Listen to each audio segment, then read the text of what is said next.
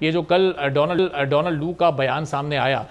اس میں تو پاکستان تحریک انصاف کی جو سیاست کی بنیاد پچھلے 2 سال سے تھی وہ بالکل ہی سمجھیں ایک طرح سے بے بنیاد ہو گیا ان کا پورا ایک سیاسی بیانیہ، اور کتنا بڑا دھچکا ہے یہ بیان ان کے سیاسی بیانیے کے لیے؟ دیکھیں دھچکا تو ہے ہی ہے، لیکن ہم تھوڑا سا اس کو اور ڈیٹیل میں لے کے جاتے ہیں کہ کس طریقے سے انہوں نے یہ گھناؤنا کردار ادا کیا ان لوگوں نے، اور کس سٹیج پر پاکستان کو لے آیا، کتنا یعنی کتنی بے رحمی اور صفاقی کے ساتھ یہ تمام ایول جو پلاٹ ہے اس کو انہوں نے جاری رکھا، اور خود اپنے ہاتھوں کل یعنی تو کانگریس مین کی جو کانگریس کی تھی اس میں پیشی میں یہ لے گئے۔ اس میں 2-3 چیزیں بہت اہم ہیں۔ پاکستان آرمی کو یہ ٹاسک کیا کہ آپ نے یہ گورنمنٹ ہٹوانی ہے، اس کو آپ جوڑیے اس شیطانی ایک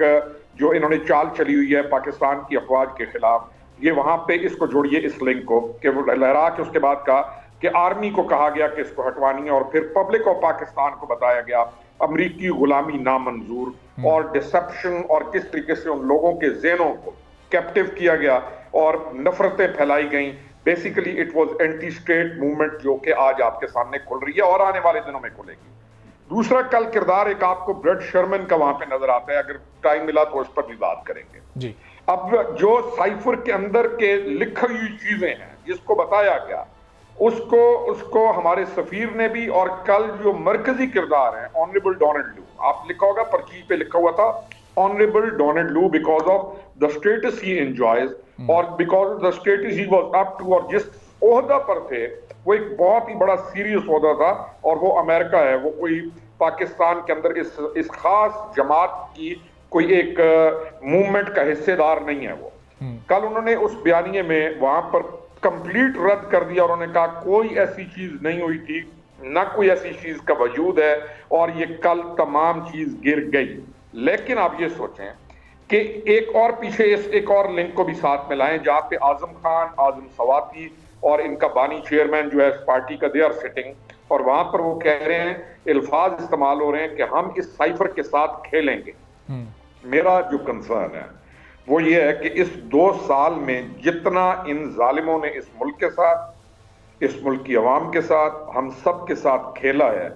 اس کے اوپر بالکل قانونی کارروائی ہونی چاہیے۔ نہ صرف یہ کہ سخت قانونی کارروائی ہونی چاہیے، اس پورے کیس کو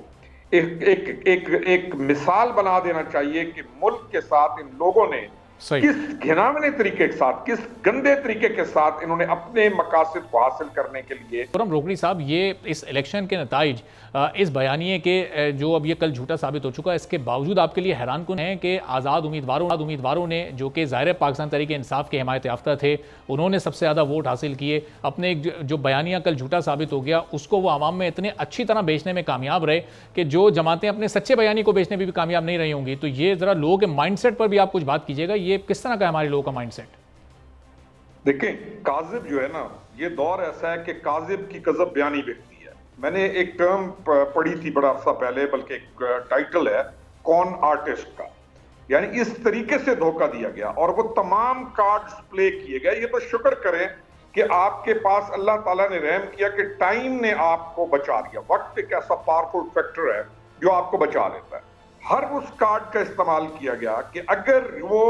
اپنے مقصد کے اندر کامیاب ہو جاتا تو آپ سوچئے کہ قوم کی حالت کہاں تک پہنچ گئی۔ یہ ایک کلٹ ڈیولپ ہوئی آپ کے ملک میں، اور آپ کو اس کا بہت سیریسلی علاج بھی تجویز کرنا ہے، ان کو سیگریگیٹ بھی کرنا ہے، اور ان